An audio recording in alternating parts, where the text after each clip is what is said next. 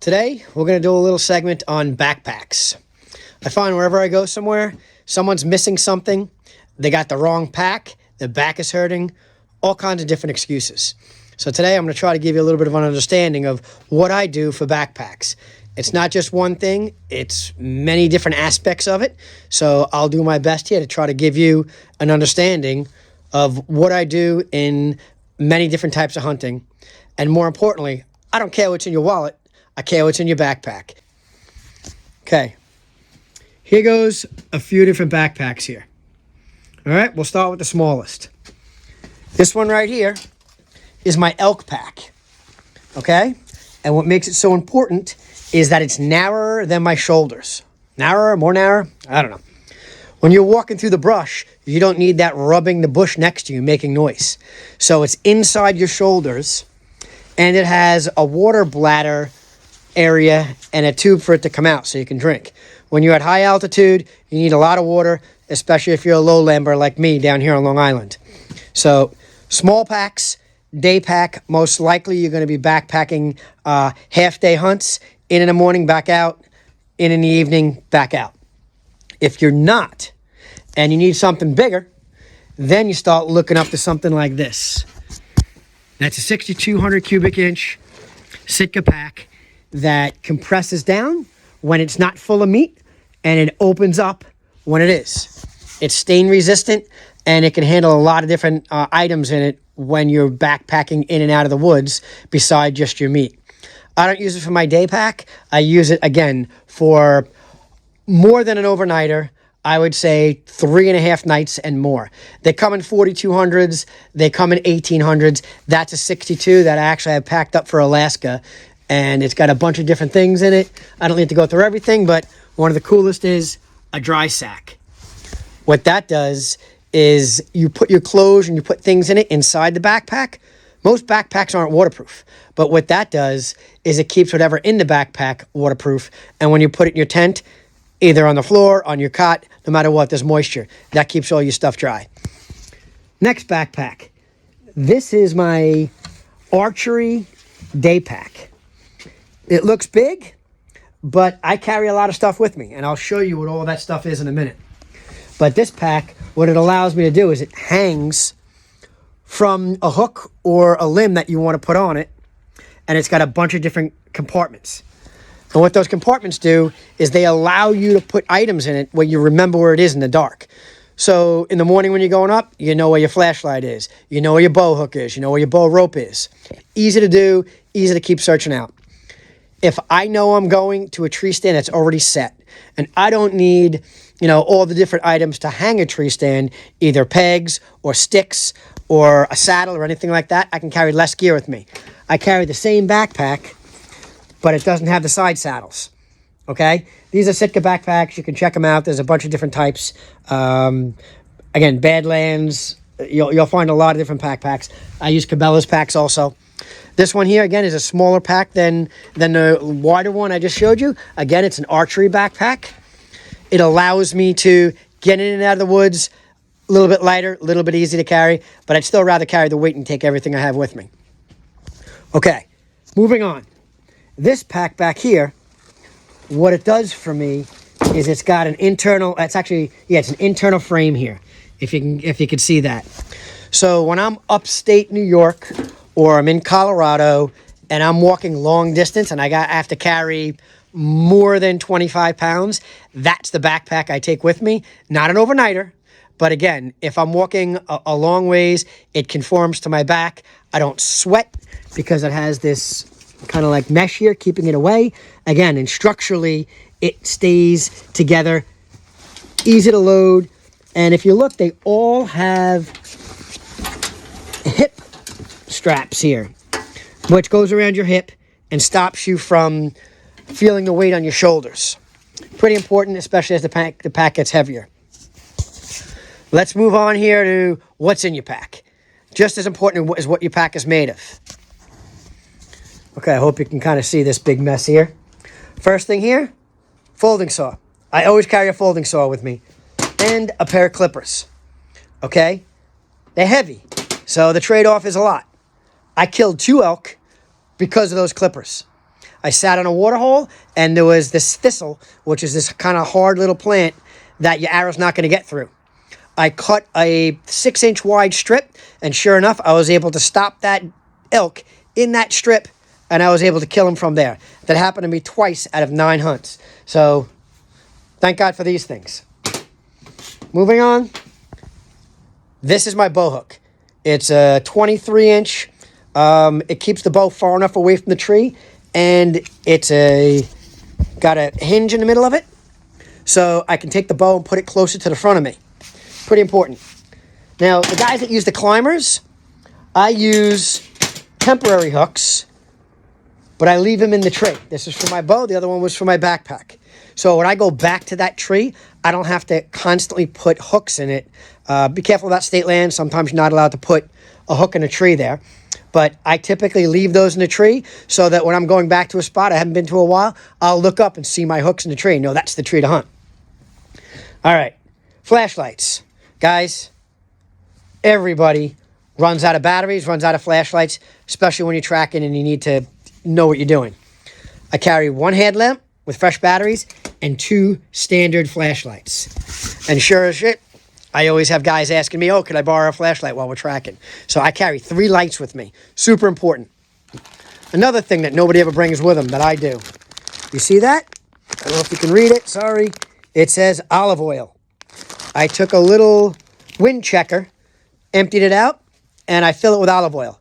When you get in a stand and it's all squeaky, that's what stops your stand from squeaking. That's what stops you from missing a deer because you made noise when you picked your seat up. Not many guys bring that. Sometimes it gets a little thick in the cold weather. You kind of stick that down in your crotch there and it warms up and you get some nice olive oil. Deer drags. I carried 2 deer drags with me. Many times in my life I've killed more than 1 deer, and you know, if it doesn't have a rack or if it's late in the season and the rack's going to fall off, I use a deer drag. I put it around the neck and I drag forward. Pretty easy.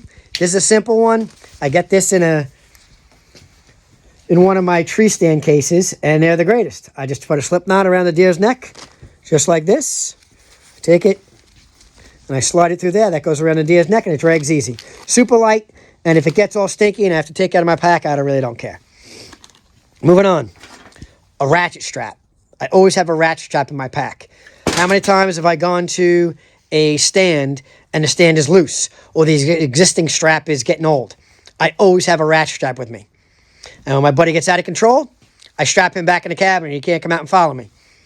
All right. Hand warmers. I don't really use them. They make my hands sweat. They make the gloves kind of get wet on my hand. I don't like it. So, but I have them just in case. Pair of gloves. Often I'll bring 2 sets. You know, one for the way in, and then one when I get up there if I'm all sweated up. Hats. I carry multiple hats. Super light beanie. Heavier beanie. Ball cap. And then a kind of a plush, heavier cap if I need to keep the sun out of my eyes. These stay in my pack. It's a license holder. A lot of states don't require you to have it anymore, but I always keep it with me just in case I end up in a state that needs it. You know what this is? Rangefinder. I got my rangefinder. I use a Loophole. It's about a 6 power. Helps me see as I'm ranging a deer what I'm doing. Binoculars, binos. I use 10 by 40s. Kind of simple, not a big deal. A lighter. You end up in the woods, you can't get out. Not having a lighter can save your life. It sounds simple. I always put it in a plastic bag. This one isn't. But not having a lighter in the woods is just stupid. An extra release in a Ziploc bag so it doesn't get all rusted up and it doesn't get all dirt in the caliper. You keep that in the bottom of your pack. You make sure it's broken in. Don't put a brand new release. Use one for a while, put it in your backpack. Use your existing, swap it out, use the other release again. A little bit of TP. And in the same thing with the TP, I have lens wipes. Not to be confused with regular wipes. These are a little small. Your fingers are going to get dirty. I do carry other wipes too, just to clean up after, getting a deer or anything else you're doing. Safety lines. I always carry a safety line, so when you get in, you don't know what the tree might have, whether it's got an existing one or not. I carry my own. I don't trust anybody else with that. Deer calls. I carry a grunt. It slides up and down from a buck to a fawn. Kind of helpful. For rattling, I carry a rattle pack. A lot of different ways to do this. This is just compact. I also carry a little deer can. I've shot a lot of deer off that can late season. Wind checker tells me the direction of the wind. You guys should know what this is. A little bit of dead down wind eliminates odor. And I also carry a little... It's either a rabbit or some other animal that's in distress. I've shot coyotes off of it. I've called bears, not quite to in range with my bow, but in range with a gun. And overall, keeping that with you, it's going to expand your ability to hunt. A bottle of water. I always carry a bottle of water with me. Even if I have another bladder on my pack, I carry a bottle of water with me. Running out of water is a huge mistake in the woods. Bow rope. My bow rope's parachute cord. I buy it by the big roll. You can see over here. And I take the ends. I burn them with a lighter, so you have that little kind of melted end. Don't get your fingers on it. I've dripped it on my fingers. It hurts like hell.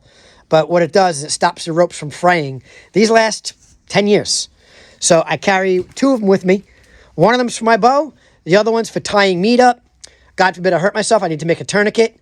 I need to make some sort of canopy over my head at night.